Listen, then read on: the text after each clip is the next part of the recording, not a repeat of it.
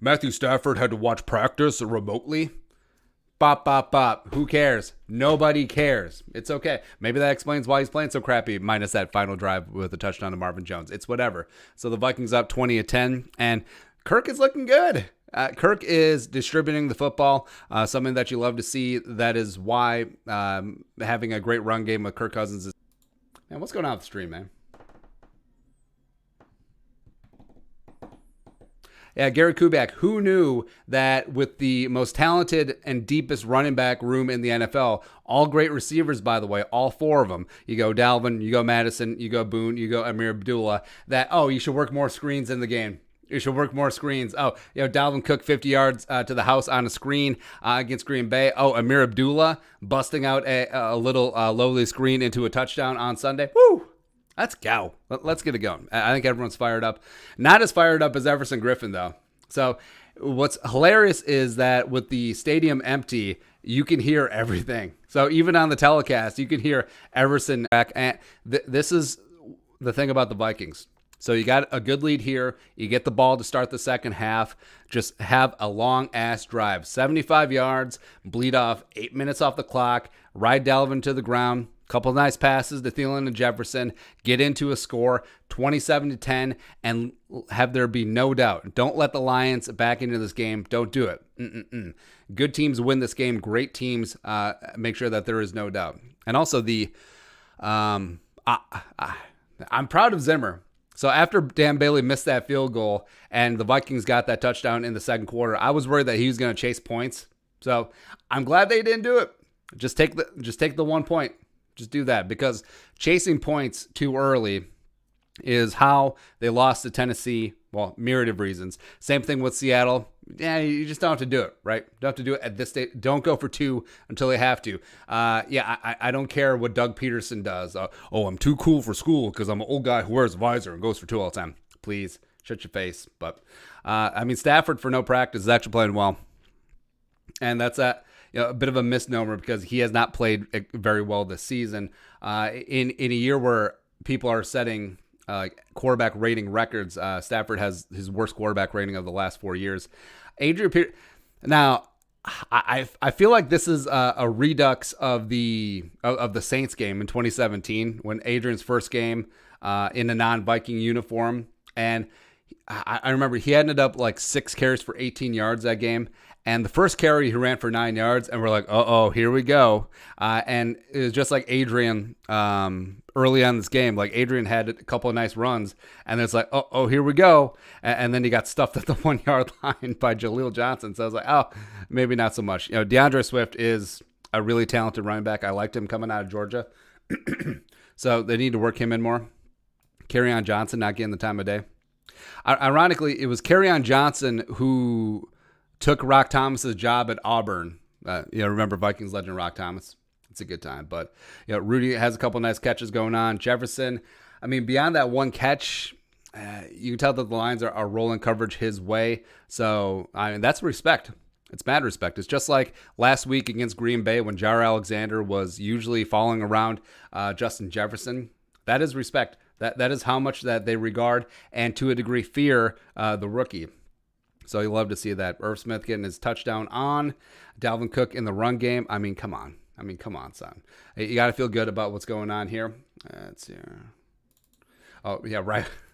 Titans contacted the Vikings about Riley Reif. Now, I understand why the Vikings didn't do it, because 2-5, staying alive, Riley Reif had played phenomenally. He'd only allowed 5 pressures and 0 sacks so far this season. The offensive line was gelling, and Reif was a big part of that, both run blocking and pass blocking. So I get it. The Vikings here going to go 3-5, and also if they go 2-1 division, that's huge, because if the Vikings sweep the rest of their division games, 2 against the Lions, 2 against the Bears, they end up 5-1 in division. Now, they may not catch the Packers for the NFC North, that's fine. But remember, in wild card tie-breaking, minus head-to-head, so overall record, but then tiebreakers, it goes to head-to-head, and then it goes to in-division record. So if the Vikings are in a wild card race with, say the Cardinals, say the Rams, teams that they don't play this year, it will go to division record, and 5-1 is sterling, pristine. It is lovely.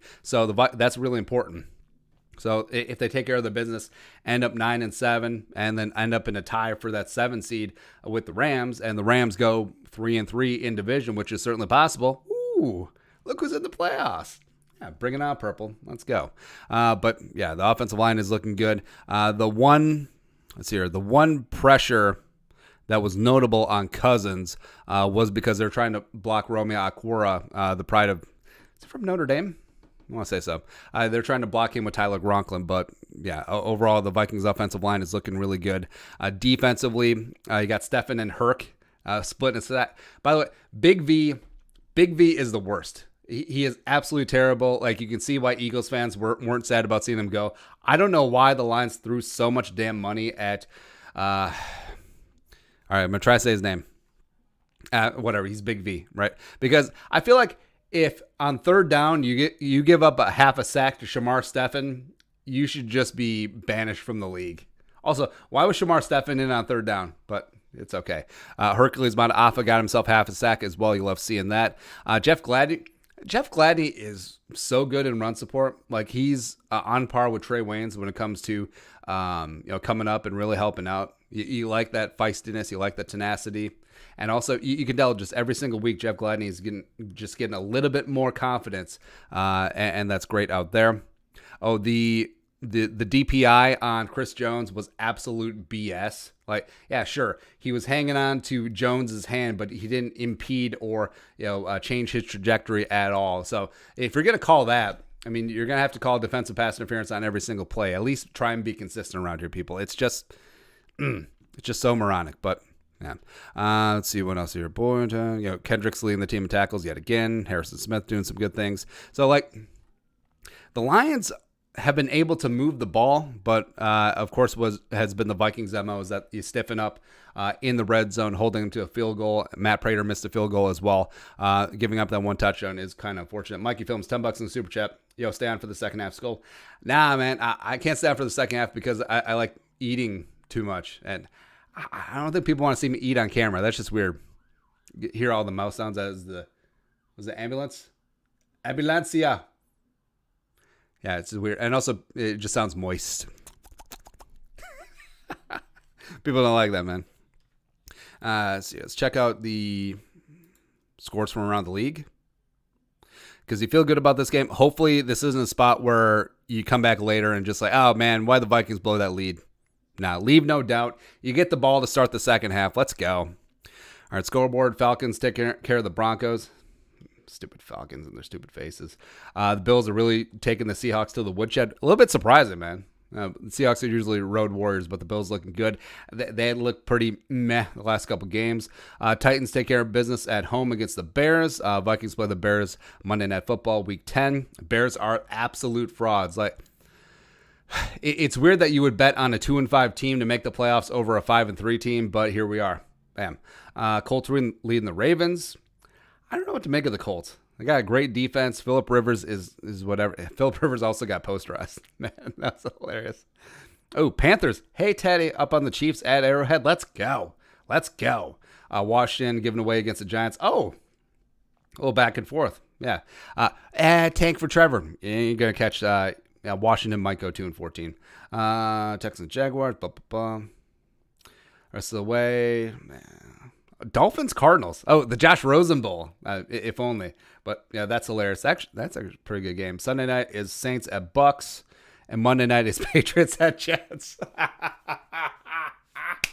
Oh man. Monday night used to be the thing back in the day before Sunday night really came on and took over. But man, some of these matchups that they get on Monday night are just gross. Just gross. And, I mean, hell, even if the Patriots were good, this would be a gross matchup. So I don't know what they're talking about. I mean, like the old biases of, like, the East Coast media and, like, the NFC East.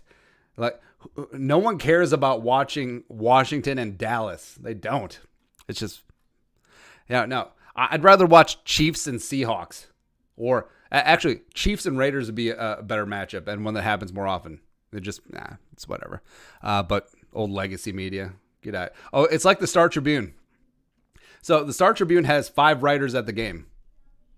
5. Why? But I digress there. It's all right. Again, enjoy the second half.